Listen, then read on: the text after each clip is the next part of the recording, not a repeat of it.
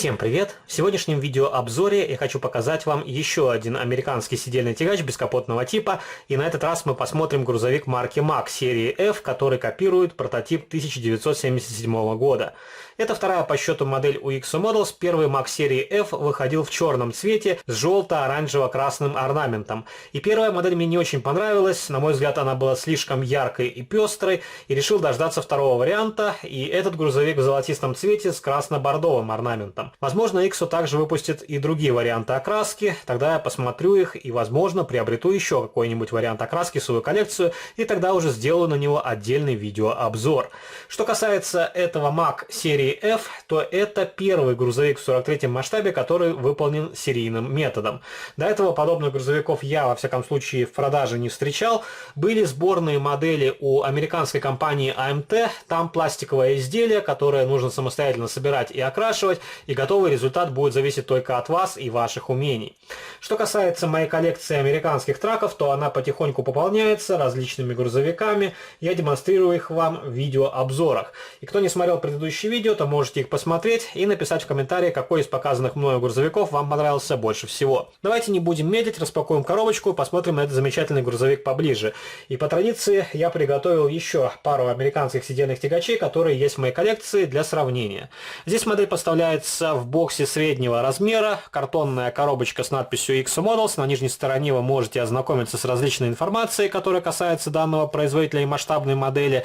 Есть также наклейка с артикулом, на которой указан прототип Mack серии F 1977 года. И есть вот такая наклейка с QR-кодом. В Европе эти модели продаются за 30 евро, в некоторых местах чуть дешевле, в некоторых местах чуть дороже. А в России цена на эту модель начинается с 3500 рублей и может достигать 5000 рублей в некоторых магазинах. Возможно, где-то можно найти эти грузовики дешевле. Потому что я не знаю всех магазинов, которые расположены на территории Российской Федерации, но, скажем так, средняя цена это 3500 рублей за масштабную модель. И этих денег машина вполне стоит. Очень красивый золотистый цвет. Довольно аккуратная покраска, нету видимых пятнышек клея, также нету мусора в лакокрасочном покрытии. И в целом у Exo довольно добротные модели. Конечно, мне в комментариях писали, что встречается брак, это криво установленные детали, также рамы порой идут винтом, но мне, к счастью, модели попадались без видимых дефектов. И единственный грузовик, который был с дефектом, это GMC General, который я показывал пару видео назад. У него были проблемы с лакокрасочным покрытием. А остальные модели, тьфу-тьфу, более-менее аккуратные. Окрашен интерьер, сиденья выделили коричневым цветом. Интерьер сложно рассмотреть сквозь большие окна, потому что задняя стенка здесь довольно темная. Но на камеру, я думаю, вы все равно что-то увидите. Присутствует рулевое колесо, рукоятка переключения коробки передач. Стеклоочистители здесь сделаны из фототравления. Также присутствует надпись Mack. Эта деталь выполнена методом тампопечати. Также есть спереди поручень, и на поручне вы можете увидеть маскот – бульдог.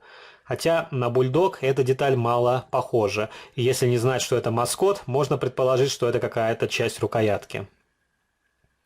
Также установили поворотники. Это отдельные элементы. На крыше габаритные огни тоже сделали из пластиковых хромированных деталей.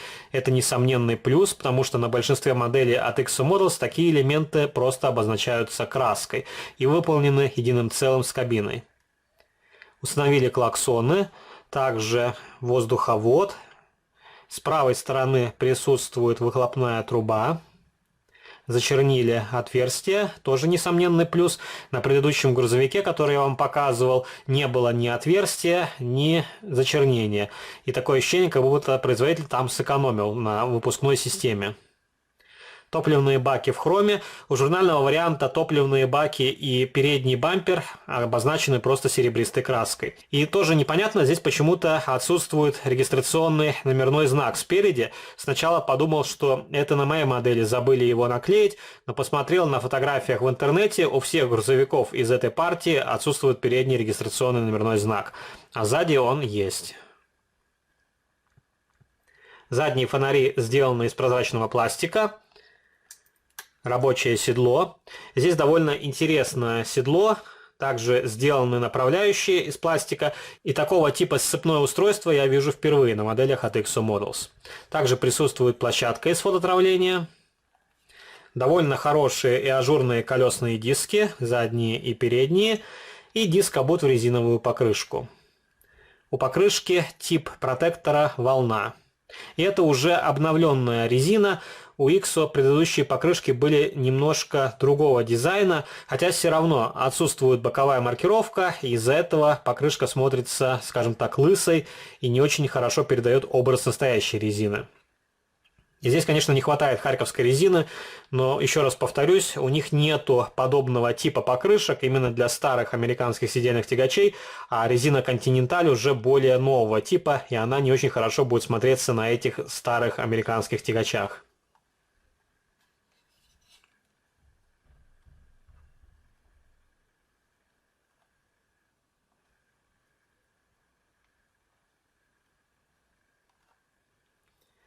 И давайте для сравнения покажу вам еще несколько грузовиков, которые есть в моей коллекции.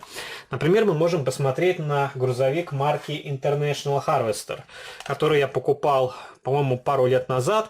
Это довольно симпатичная масштабная модель. По размеру она примерно такая же, как Mack серии F. Здесь грузовик окрашен в голубой цвет с белым орнаментом.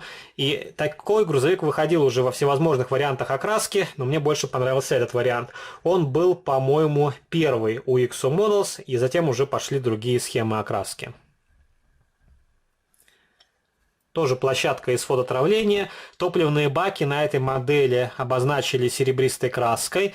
Стеклоочистители здесь сделаны из пластика, они спрятаны под солнцезащитным козырьком. И фары здесь имеют черные точки, как и на модели Mack серии F. А на предыдущем грузовике GMC Astro, который я вам показывал, фары были сделаны чуть лучше. И там уже была имитация самой лампочки. Странно, почему на некоторых моделях делают светотехнику лучше, на некоторых хуже. Что-то упрощают, что-то улучшают. Но могу сказать, последние модели от XO Models сделаны чуть лучше, чем самые ранние. Например, могу вам показать Mack, который был первым от Altai XO в моей коллекции. Это журнальный вариант. И как вы можете видеть, здесь довольно просто изготовлена рама. И навесные детали это одно целое вместе с металлической рамой.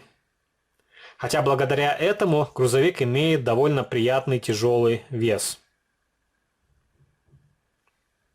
Здесь пластиковые дворники. Интерьер из пластика, окрашенного в массе черного цвета.